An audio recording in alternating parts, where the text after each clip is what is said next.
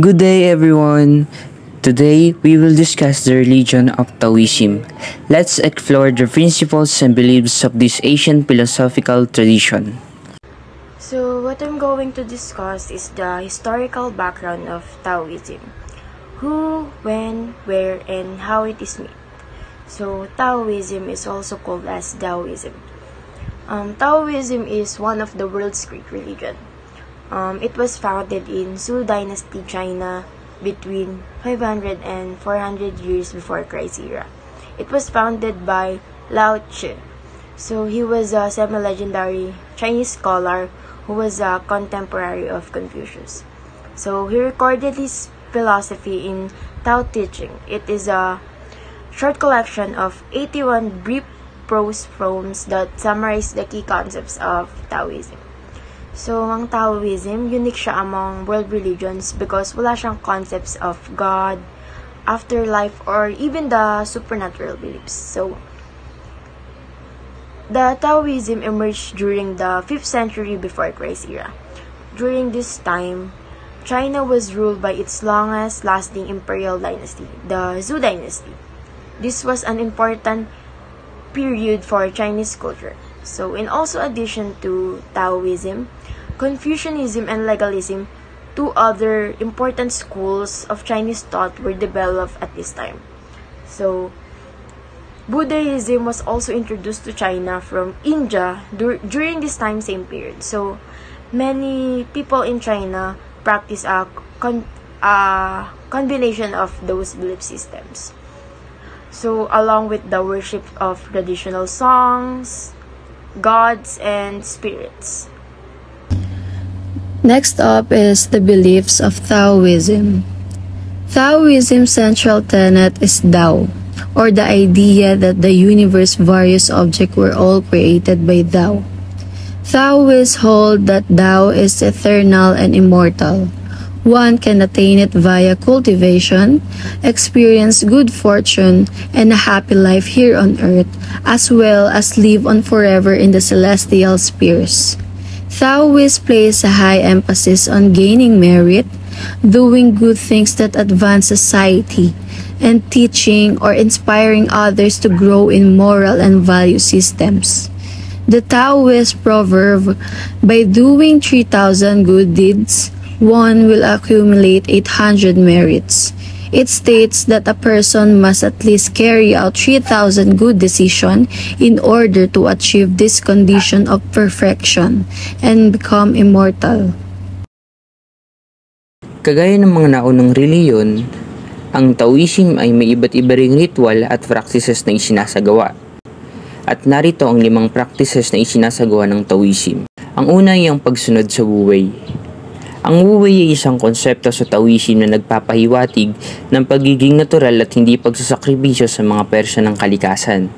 Ang salitang Wu Wei ay binubuo ng 2 salita. Ang Wu na nangangahulugang walang o hindi at Wei na nangangahulugang gawin o aksyon. Sa konteksto ng Taoism, ang Wu Wei ay hindi ibig sabihin ng pagiging walang gawa o pagkawalang kilos. Ito ay tumutukoy sa isang uri ng pagkilos o paggawa na sumusunod sa likas na takbo ng mga pangyayari at nagiging tugma sa kalikasan. Ito ay pagkilos na hindi pilit o pagpipilit, kundi pagkakaroon ng maluwag na pag-iral, pagtanggap at pag-alinsunod sa mga pangyayari. At narito ang 2 practices at ritual na isinasagawa ng Taoism. Ito ay ang meditasyon. Ang meditasyon ay isang pangunahing praktika sa Taoism na naglalayong magkaroon ng inner peace, pagkakaroon ng malinaw na isip, at pagkakaroon ng connection sa Tao o kalikasan. Ang meditasyon ng Taoism ay nagbibigay daan sa mga individual na magpahinga, magrefleksyon, at magkaroon ng kamalayan sa kasalukuyang sandali. Ang 3 ay ang Feng Shui. Ang Feng Shui ay isang traditional na sistema ng pag-aaral at pag-aayos ng paligid upang magkaroon ng harmonya at balanse sa enerhiya. Ito ay nagmula sa China at naglalayong mapabuti ang enerhiya ng isang lugar at magbigay ng magandang kapaligiran para sa mga tao na nahihirapan na gumagamit ng espasyo.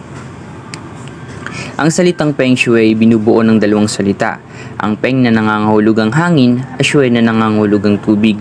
Ito ay batay sa paniniwala ng mga Taoism na ang enerhiya ng hangin at tubig ay may malaking epekto sa mga tao at sa kanilang kapaligiran.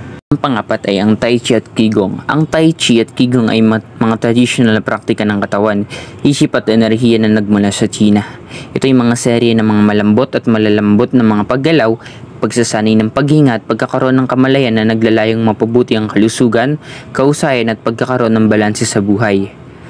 Tai Chi. Ang Tai Chi Chuan o mas kilala bilang Tai Chi ay isang martial arts na naglalayong magpabuti ang kausayan ng katawan, pagiging maliksi at pagkakaroon ng kalmadong isip. Qigong. Ang Qigong ay isang sistema ng mga paggalaw, pagsasanay, paghinga at meditasyon na naglalayong mapalakas ang enerhiya ng katawan. At ang panghuli ay pagdadasal ng Taoism. Sa Taoism, ang pagdarasal ay isang bahagi ng ritual at pagpapahayag ng pananampalataya.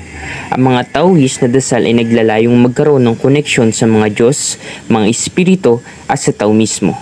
Ang mga dasal sa Taoism ay maaring isagawa sa mga templo, tahanan o sa iba't ibang mga espasyo na itinuturing na sagrado. Mahalagang tandaan ng mga detalye at pamamaraan ng pagdarasal ng Taoism ay maaring magkaiba-iba depende sa mga tradisyon, mga lokal na kultura at mga individual na paniniwala.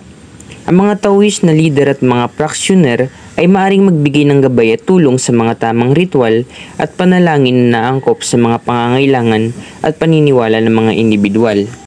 Now let's talk about Taoism's worldviews and issues. But before that, what really is the meaning of worldview? Religious worldviews affirm the existence of a transcendent, divine, or spiritual dimension of reality, and its importance for how we understand and live our lives. First is Tao, or the Way. The central concept in Taoism is the Tao, which can be understood as the fundamental principle that is the source of all existence. It is an indescribable force that flows through all life. Taoists believe that living in harmony with the Tao is the path to a fulfilling and balanced life. Next is Wu Wei, or non-action or effortless action.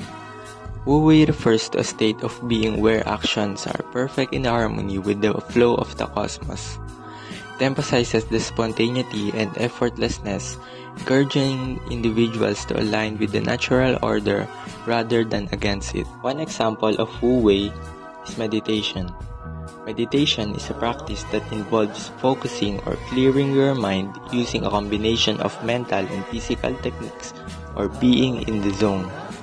Wu Wei can also be used in relationships, because in relationships, this means letting go of the need to control every aspect and allowing the natural course of events to unfold.